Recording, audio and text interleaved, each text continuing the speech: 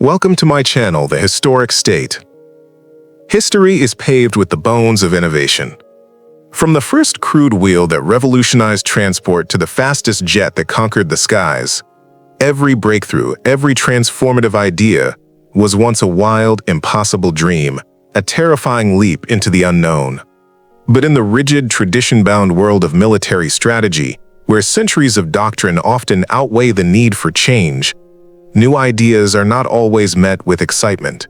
Instead, they are frequently greeted with scorn, suspicion, and outright, vehement rejection. Today, we tell the incredible, almost unbelievable story of a monstrous invention, a lumbering beast of steel and fire that was ridiculed by powerful generals, openly mocked by politicians, and universally dismissed as nothing more than a useless, expensive toy. They called it unmilitary, a joke, an absurd folly, a disgrace to the battlefield. But this very invention, born of sheer desperation from the blood-soaked mud of a forgotten war, and driven forward by a handful of stubborn, defiant visionaries, would ultimately crawl out of the barbed wire to rip apart the entrenched horrors of that war, forever changing the face of battle and the very concept of conflict. This is the untold saga of the tank, the ugly duckling that defied all expectations to become the ultimate indispensable weapon. An NTHE year is 1916. Europe is bleeding, a continent suffocating under the weight of unprecedented carnage. The First World War, once imagined as a glorious, swift dash to victory, has devolved into a horrifying static nightmare. Millions of young men, the flower of a generation, are trapped in the suffocating, claustrophobic labyrinth of the Western Front. Trenches teeming with disease and despair stretch for hundreds upon hundreds of miles, protected by thickets of razor-sharp barbed wire, deadly, unyielding machine gun nests, and a relentless, soul-crushing hail of artillery fire. Every desperate attempt to advance, every suicidal charge across no man's land, ends in a bloody, futile massacre. Generals, steeped in the antiquated tactics of dashing cavalry charges and disciplined bayonet assaults, watched their armies literally die in the mud, baffled, broken, and clinging to traditions that no longer applied. The war was an unbreakable stalemate, a meat grinder of unprecedented scale. Everyone knew, deep down, that something, anything, had to change. But tragically, few dared to imagine how. Far from the blood-soaked desolation of the battlefield, amidst the industrial clamor of Britain, a clandestine, almost desperate project was slowly taking shape. It was a monumental gamble, born not of brilliant military strategy, but of sheer, unadulterated frustration and a burning need to end the suffering. A small group of unlikely visionaries, spearheaded by the surprisingly imaginative First Lord of the Admiralty, Winston Churchill, and driven by the relentless ingenuity of tenacious engineers like William Triton and Walter Wilson, believed they had found a potential solution. Their radical idea? A self-propelled, heavily armored vehicle, seemingly impervious to bullets, capable of traversing the impassable trenches, smashing through barbed wire like it was thread, and shrugging off the deadly hail of machine gun fire. To disguise its true revolutionary purpose from enemy spies, it was given a deliberately misleading code name, water carrier, a term that, through a twisted historical irony, would eventually give it its iconic, enduring name, the tank. When the first crude prototypes were finally unveiled to the military's venerated top brass, the reaction was not one of excitement, nor even cautious optimism. It was a symphony of outright scorn and undisguised contempt. Generals, men whose careers were built on the elegant charge of cavalry and the disciplined, unwavering lines of infantry, looked at the lumbering, box-like, ungainly machine with open derision. A land battleship? One red-faced general scoffed, barely hiding his laughter. What an utter absurdity. It's far too slow, far too heavy, far too unreliable. It will only bog down in the mud and become a sitting target. Another, a veteran of colonial wars, declared it unmilitary, cowardly, and a colossal waste of precious resources that could be better spent on proper men and horses. Even its own creators, in their private moments, admitted it was clumsy, agonizingly uncomfortable, and alarmingly prone to breakdowns. But the trenches were claiming thousands of lives every single day, every single hour.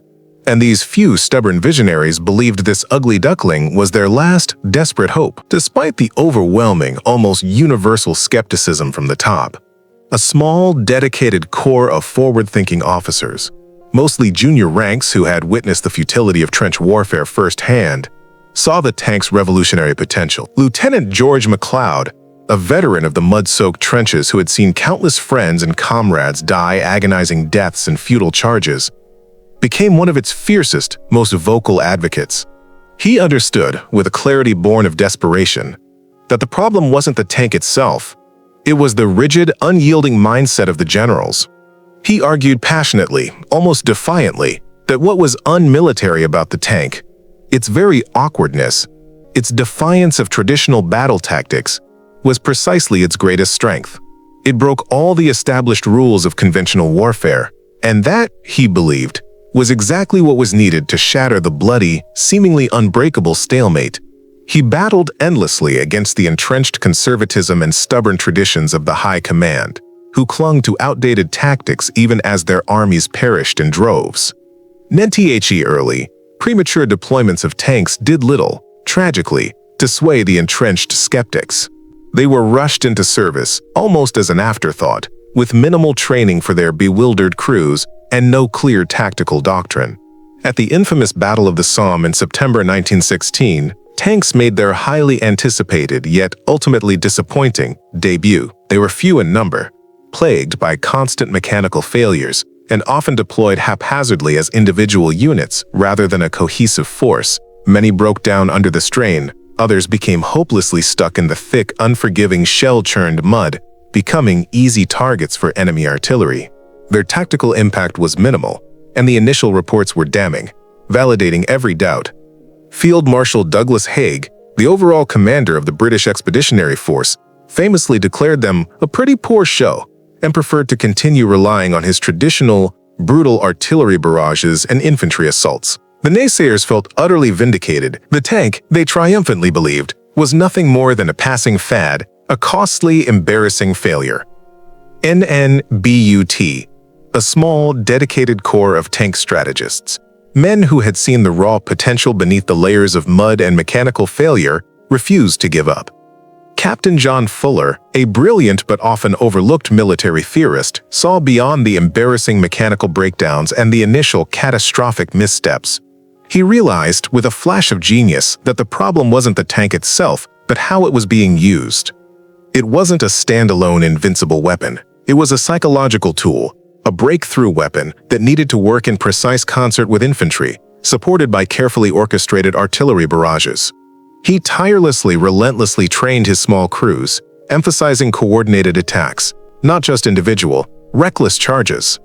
He understood that the tank's true power lay not just in its armor and firepower, but in its ability to terrify the enemy, to utterly shatter their morale, and, most crucially, to literally open vast, secure pathways through the impassable barbed wire and machine gun nests that had held armies captive for years.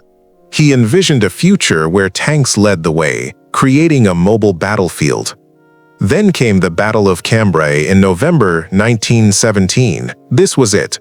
This was the moment of truth.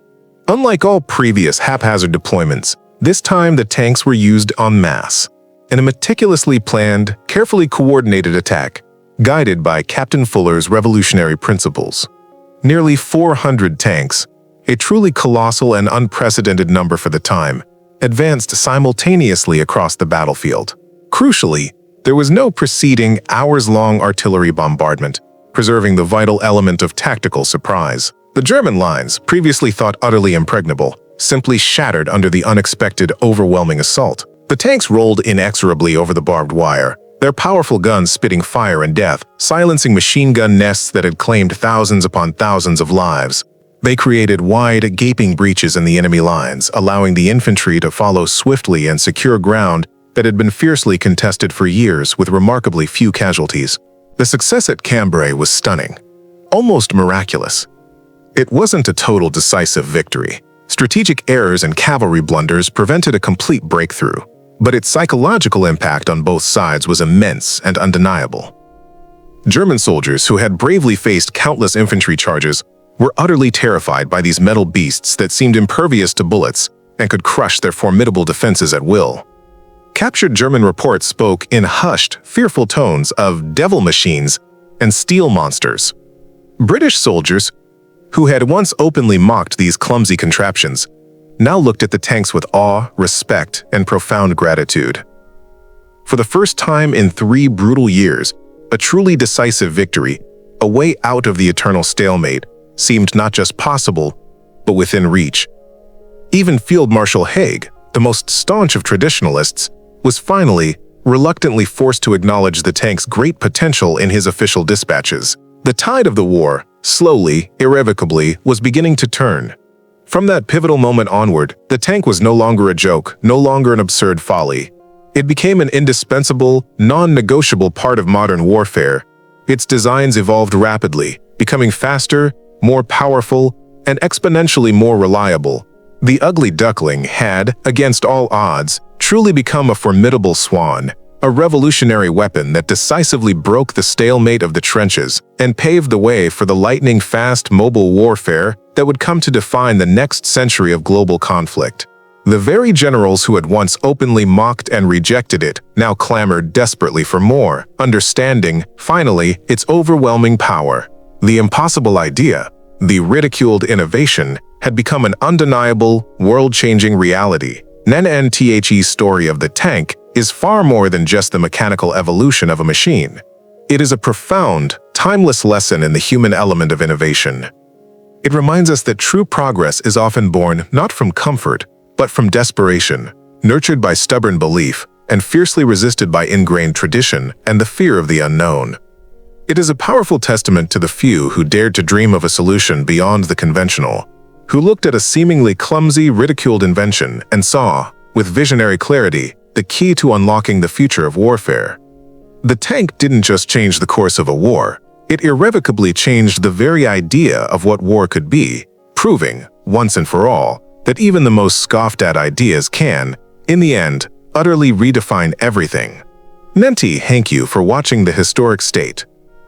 If this incredible saga of a misunderstood invention and the defiant visionaries who fought tirelessly for it moved you, don't forget to like, comment, and subscribe.